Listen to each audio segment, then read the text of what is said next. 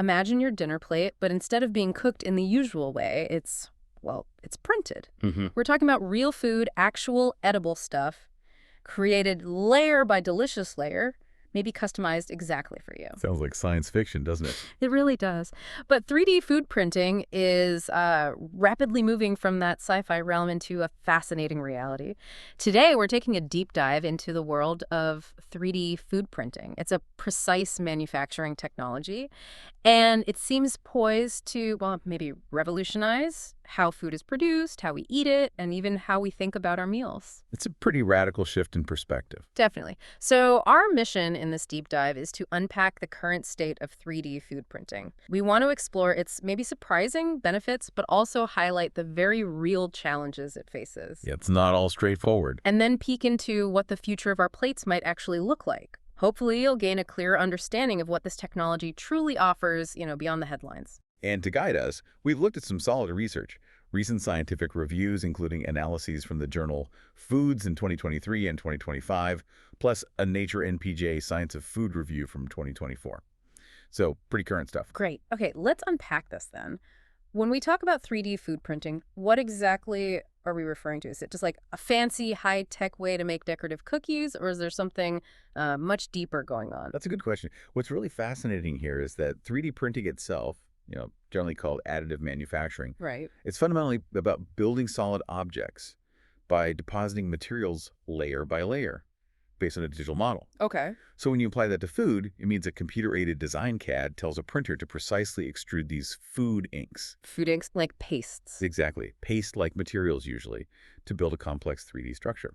Now, the idea of designing food isn't new, right? Think of fancy cake decorations or chefs sketching dishes. Sure, food art. Exactly. But 3D food printing brings this unparalleled digital precision and personalization to it. Yeah. It's like having a very detailed digital blueprint for your meal. So it's not just about making food look pretty then. It sounds like it's about digitally constructing the food itself from the ground up with a plan. Precisely. While visual appeal is definitely a big part of it, and yeah, things like artistic chocolates were early wins, the real core principle is that digital control over depositing the material. Got it. And that allows for not just custom shapes and textures, but also really complex internal structure. Structures. Yeah. The most common method today is extrusion, basically pushing that paste through a nozzle. But we're seeing really rapid innovation. Other more specialized techniques are definitely emerging. Okay, this is where it gets really interesting for me.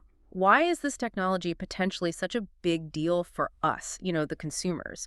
What sort of problems could it actually solve?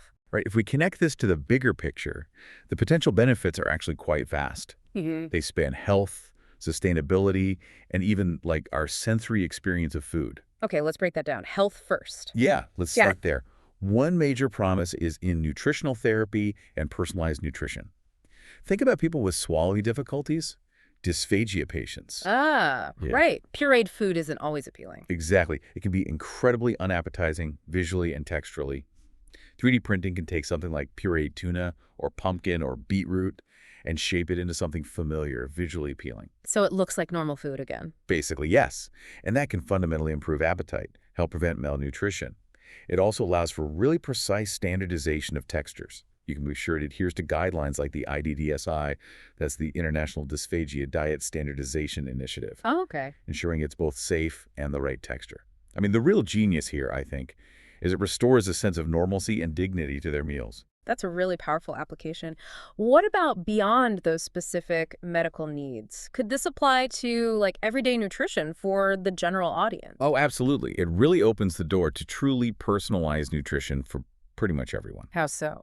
Well, imagine having food tailored to your exact needs based on your, say, nutritional status, your lifestyle, specific health conditions. Like adjusting vitamins or protein. Precisely.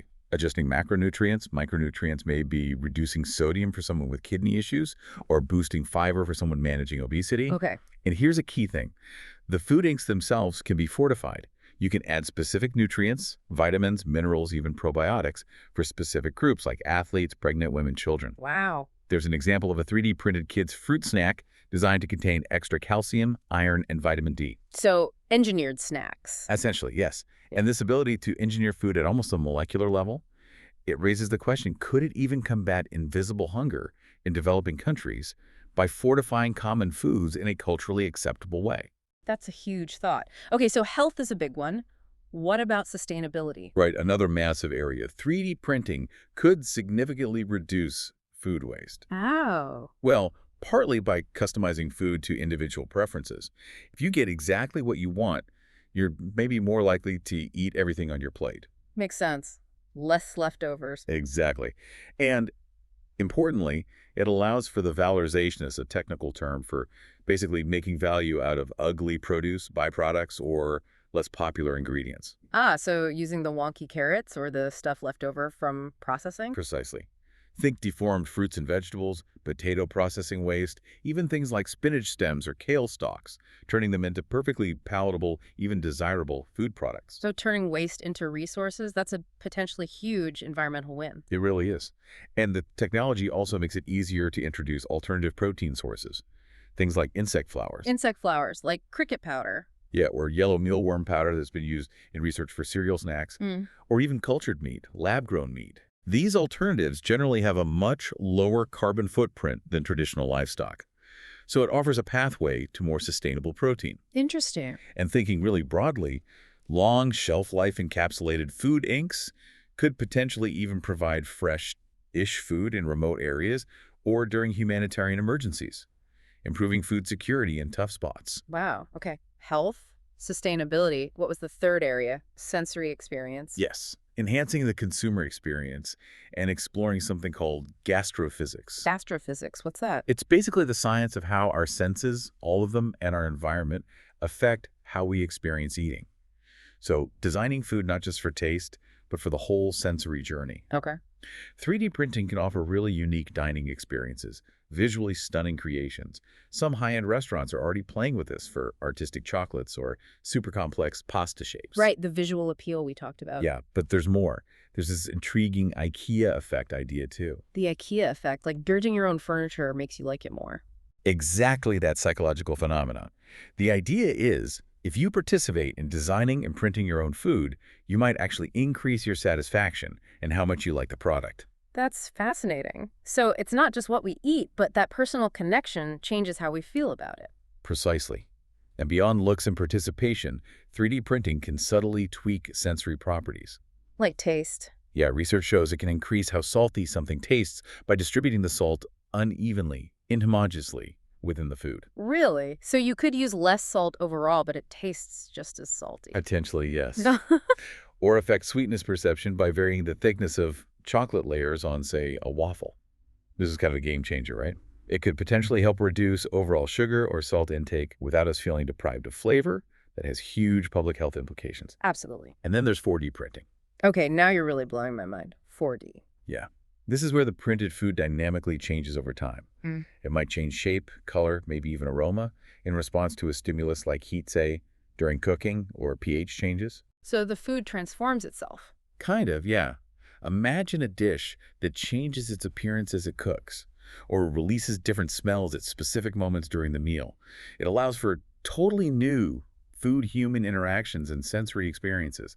It's where the food itself becomes, smart and interactive. This is genuinely incredible stuff. So how are they actually making these things? You mentioned extrusion, but what are some of the more cutting-edge ways food is being printed now? Right, it's moving fast beyond basic extrusion.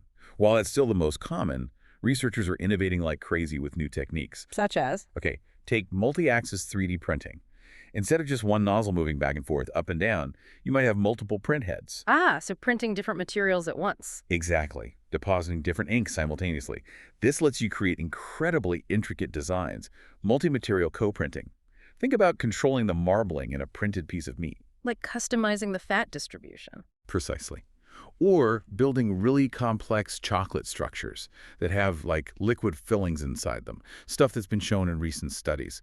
It's about designing food with just unprecedented complexity. Okay. What else? Then there's laser-assisted 3D printing. This is really cool. It combines extrusion with precise laser cooking. So it cooks as it prints. Yeah, layer by layer. Instead of just forming the food shape, the laser can selectively cook it, brown it, or modify the texture as it goes. Wow. This has been demonstrated with things like Atlantic salmon and chicken. And interestingly, it seems to reduce cooking loss compared to traditional methods. Less shrinkage. Exactly. And a key future idea here is creating multi-material nutrient capsules with controlled release for personalized health. So the laser helps seal in nutrients that get released later. Something like that, yeah. Ensuring nutrients are delivered exactly when and where your body needs them. It's like building a tiny timed release system into the food. That's amazing. Any others? Yeah, briefly, there's also microfluidic 3D printing. This operates at a microscopic level. Tiny channels precisely deposit materials and control the microstructure. Microscopic. What for? Well, it's being explored for things like encapsulating very delicate nutrients, like vitamin A, making sure they survive digestion and reach the intestine intact for absorption. It's true precision nutrition, designing a delivery system right inside your food at a microscale. Incredible. So with all these techniques, what can actually be printed? Is it still just pastes, or are the inks getting more diverse? The range is definitely expanding fast. Mm-hmm. Initially, yeah, it was focused on things that are easily paste-like. Yeah. Chocolate, dough, fruit purees. The obvious candidates. Right. But now we're seeing really innovative uses of less common sources, things like microalgae. Algae. Yeah, edible rose flowers, even gelatin made from salmon byproducts, turning fish waste into a useful printing material. Okay, getting creative. Very. The main challenge often is adapting these existing food materials. Foods are inherently metastable, meaning their properties can change unpredictably. Getting them to have the precise flow behavior, the rheological properties needed for consistent printing, that's tricky. So they might need additives. Sometimes, yeah. Yeah. They might need texture agents like starch or carrageenan just to make sure they hold their shape properly during and after printing. Right. This all sounds incredibly promising, almost too good to be true in some ways, but it can't all be smooth sailing, surely. What are the biggest roadblocks? What's stopping us from seeing printed food in every kitchen or supermarket? That's a crucial question, and you're absolutely right. There are significant challenges, real hurdles that need serious attention, particularly around consumer acceptance, nutritional quality, food safety, and just the practicalities like regulation. Okay, let's take those one by one. Consumer acceptance. People are weirded out by it. Basically, yes. Many consumers are quite skeptical. They see 3D printed foods as, unnatural or maybe ultra processed. I can see that. It sounds very manufactured. It does. And while studies show that actually seeing and trying real 3D printed foods can improve attitudes, there's still this underlying food neophobia or maybe technophobia to overcome. Even nutrition professionals have voiced concerns about safety and nutritional accessibility. That's understandable. It's a big leap from, an apple or a steak. Yeah. But what about the actual nutritional value? Does the printing process itself affect the food? That's a really important point. And yes, there are significant nutritional issues to consider. The processes involved, preparing the ink, the printing itself, any post-processing like heating, Right. all of that can affect nutrient retention. Hmm. Extrusion, high temperatures. They can reduce certain vitamins like vitamin C, thiamine, vitamin E. They can alter proteins and starches, maybe disrupt beneficial compounds. So the end product might be less nutritious than the starting ingredients. It's a definite risk that needs careful management and more research. And a really major concern is the potential loss of the food matrix. The food matrix, what's that? It's the natural, complex physical structure of whole foods, how the nutrients are held together within the cells and fibers. Okay. When you break that down completely to make a paste or ink, you disrupt that matrix. And the worry is that nutrients might be absorbed differently, maybe too quickly, perhaps potentially leading to lower satiety, that feeling of fullness. Ah, like some highly processed foods. Exactly. Similar concerns, potentially contributing to adverse health effects, although much more research is needed specifically on 3D printed foods here. Okay, so potential nutritional downsides. What about food safety? Another big one. First, the shelf life of many of these paste-like 3D printed foods can be quite limited. They might spoil faster. Right, more moisture, more surface area maybe. Possibly. Also, the multiple heating and cooling steps that might be involved during and after printing can create windows of opportunity for microbial growth if not handled properly. Contamination risks. Yes. And there's direct contact between the food inks and the printer components. Yeah. Nozzles, trays, tubes. That increases contamination risks too. You have to clean the printer really well. Extremely well. And there's even a concerning finding that some domestic printers, often made of plastic, might release ultrafine toxic particles during the printing process. That's a potential health hazard right there. Yikes. Okay, so consumer perception, nutrition, safety. Sounds like a lot already. Right. What about just the practical side of making this happen on a large scale? Exactly. From a manufacturing and scalability perspective, there are major hurdles. Speed is a huge bottleneck. It's slow. Very slow, typically. Current printing speeds for food are often around, say, 20 to 60 millimeters per second. That might not sound too slow, but it means a single, relatively simple food item can take several minutes to print. So mass production is difficult. Extremely difficult at current speeds. Then there's maintaining consistency in the food inks. Because food is variable. Precisely. Natural food materials are inherently variable. An apple isn't exactly the same as the next apple. This makes it hard to get perfectly consistent rheological properties, which often means needing those additives we mentioned. Which goes against the clean label trend. Right. It's a tricky balance. Also, most current printers struggle to handle multiple ingredients simultaneously.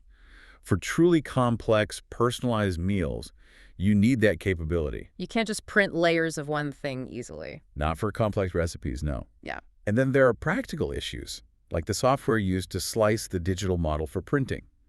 It's often designed for plastics, not for the unique, sometimes gooey or unpredictable properties of food. So the printed shapes might not hold up. Yeah, they can deform during post-processing like baking or drying. Getting that final structure stable is a challenge. Okay. And finally, you mentioned regulation. Yes, a critical piece. There's a significant lack of specific mandatory standards, national or international, just for 3D printed foods. So it falls into a gray area. Pretty much. In many places, they're currently classified as novel foods, which means they need really extensive safety assessments and approvals before they can even be sold. That takes time and money. Okay, wow. So with all these hurdles, consumer doubts, nutritional questions, safety issues, technical limits, regulatory gaps, is 3D food printing really still poised to transform our relationship with food? Or is it maybe more niche? It's a fair question, but I'd say absolutely the potential is still enormous. The field is evolving incredibly fast, and researchers are tackling these limitations head on. So what's the focus moving forward? Well, the focus really needs to shift, and is shifting from just printing cool, novel shapes to seriously improving the nutritional quality of the printed foods. How? By looking closely at nutrient density, bioavailability, meaning how well our bodies can actually absorb the nutrients, and understanding the impact on things like our gut microbiome and our glycemic response, our blood sugar levels. More health-focused research. Definitely. More clinical research is vital, especially looking at the real therapeutic effects of these 3D printed, texture-modified foods for patients with specific needs, like dysphagia. We need solid evidence. And where else might we see it applied? We can probably expect to see applications expanding into areas like, say, complementary foods for infants, supplementary foods for the elderly and long-term care facilities, and highly specialized diets for people with severe allergies or intolerances. Targeted nutrition solutions. Exactly. And the integration with intelligent manufacturing and personalized nutritional interventions will likely get much more sophisticated. Like what? Well, maybe you can have vending machines linked to your personal fitness tracker or health app.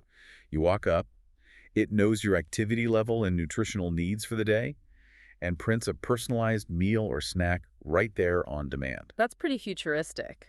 It is, but it's where things could head. And sustainability will keep being a driver. Strategies like recycling raw materials better, making the process more energy efficient, that will shape its growth too. Making it greener. And we have to mention the continued development of 4D printing for those smart foods. Foods that can, autonomously adjust their structures or properties in response to their environment. The self-transforming food. Right. It promises a future of potentially safer, smarter, and even more personalized food choices. Imagine food that releases specific nutrients only when it reaches a certain part of your digestive system, or changes color to tell you it's perfectly cooked or ripe. Okay, the possibilities are still pretty mind-bending. This deep dive has truly given us a taste, pun intended, of what's possible and what's coming in the world of food. I mean, from potentially solving critical health issues and restoring dignity to meals to making our food systems more sustainable and offering this unparalleled personalization. 3D printing food really doesn't seem like just a novelty anymore. It feels like it could be a profound shift in how we nourish ourselves. It really could. And it raises that important question. Could a printer in, say, every kitchen or maybe community centers truly transform not just what we eat, but maybe how we connect through food? Could it foster a new appreciation for precision, for customization, maybe even for sustainability in our daily diets? What stands out most to you when you think about this emerging technology? That's a great question for everyone listening. As you consider all these possibilities, just try to imagine your next meal. Could it be designed by data, printed on demand, perfectly tailored to your body's needs right at that moment? What might your plate actually look like in 10 or 20 years if this technology really fulfills its promise?